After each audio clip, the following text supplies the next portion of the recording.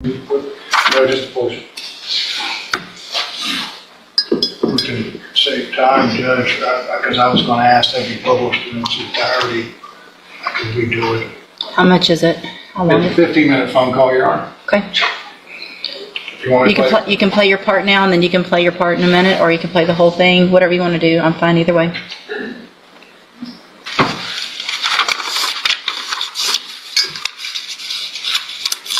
Thank you.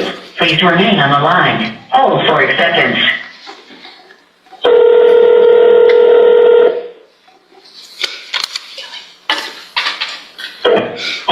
Mr. Repay call from Terry Road.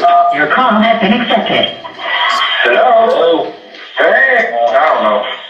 Maybe she just don't want to have to deal with this trial and try to hide and stay away from it because she don't. Your Honor, for the record, I have forwarded to just past the 10-minute mark on this phone call to play my portion. Okay. Like all this stress and shit. Well, I don't know. I'm gonna just let it go for a while. My trial is, my pre-trial is December the 8th. I'll go down there and hopefully they'll make me an offer. If they will offer me 25 on that, and we'll be done. If they try to offer me anything else, or they don't offer me anything else, well then we'll just go to trial. Yeah. Because, trial is like 5 to 99, okay? I could get as little as 5 years or as much as 99. They're not going to give nobody 99. I'm not like a psychopath, sociopath, crazy ass, I'm not none of that. I had a bad day, I dealt with it wrong, I fucked up, and I'm got to deal with it. So, the only problem is the judge and the prosecutor both the judge running for reelection, the prosecutor's running to be a judge, so they're going to try to use my shit because it's so high profile shit to make them look good. So I'm pretty sure I won't get much of an offer at all. Because that 40-year offer was like an insult. I'm 68 years old. 40 years, you got to do 20, so I'd be 88, and then I go before the parole board, and Tiffany's going to be there to say no, and then I got to wait another 6 months and go again, possibly.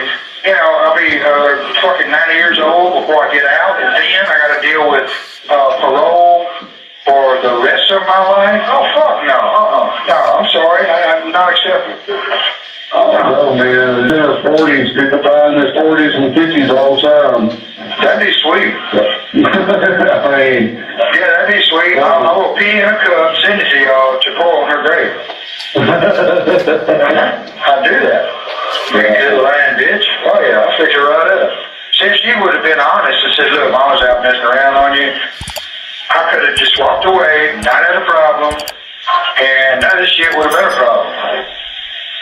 But no, she had to keep her mom's secrets. I didn't know. I kind of suspected one, but I didn't know she had a fucking heroin.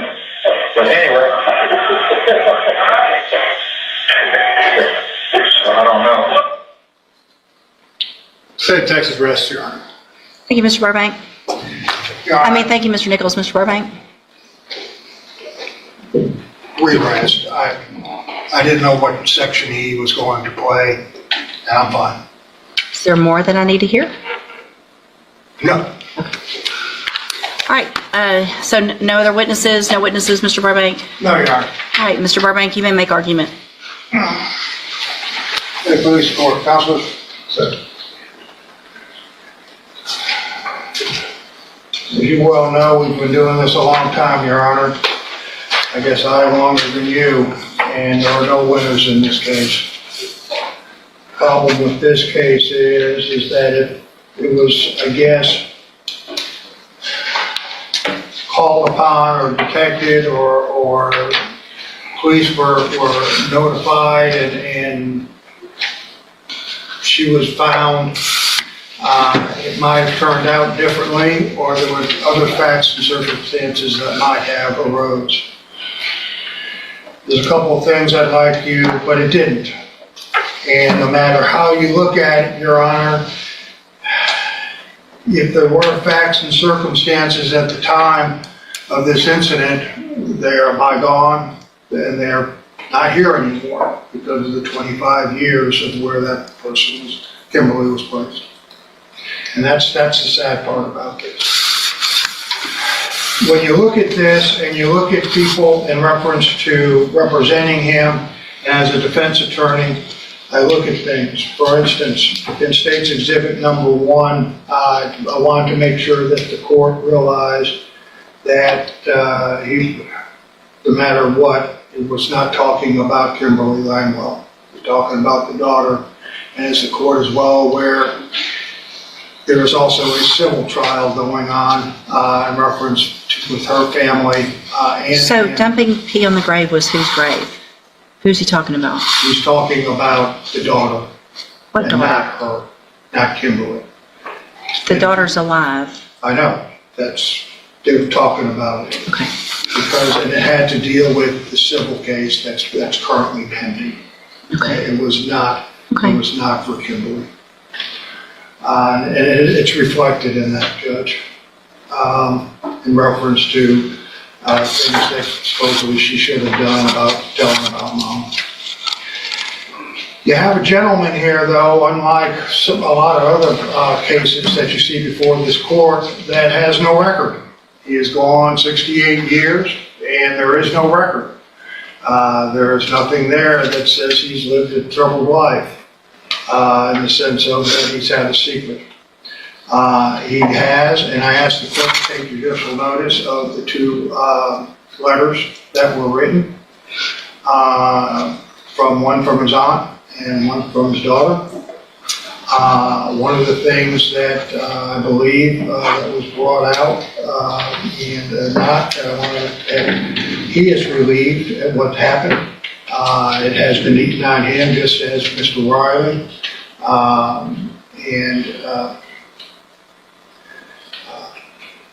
He's sorry for what he did.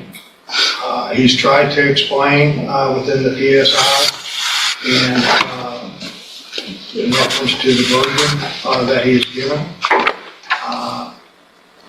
I can't tell you what, if any,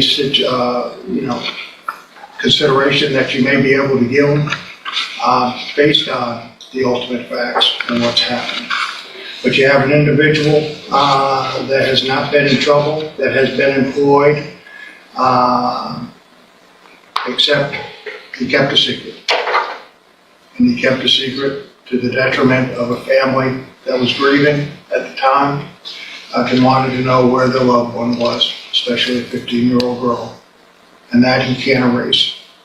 I would ask for any consideration, if any, of course, of his age, because of the nature of the offense of being 3B under the Texas Code of the Penal Code and Texas Code of Criminal Procedure.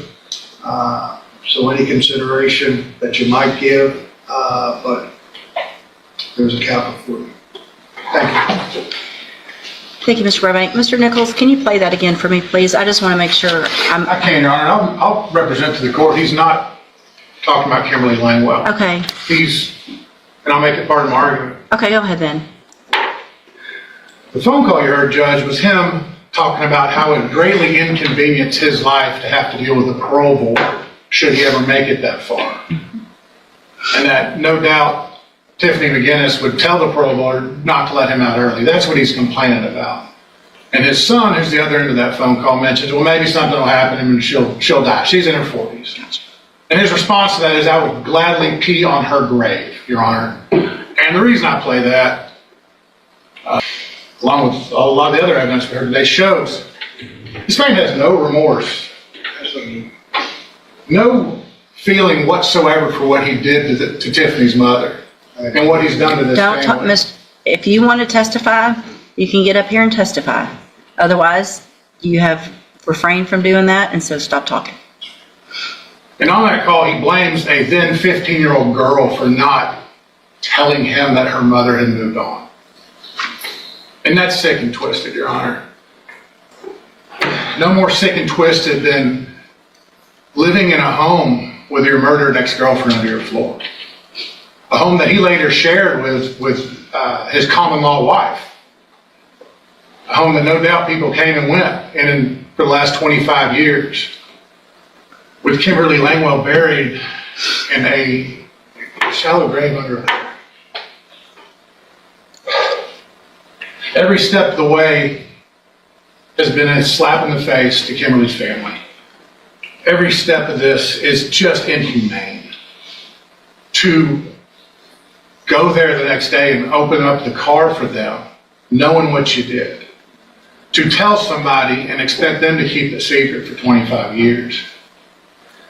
To put up a billboard and pretend you're trying to help find her is, it is vile, it is inhuman, and it is not worthy of any consideration from the court, Your Honor. The cap is 40 years because of his age. And I'm asking the court to enforce that full 40 so Terry Rose spends what's left of his life behind bars, Your Honor, because that's what he deserves. Thank you. Thank you, Mr. Nichols.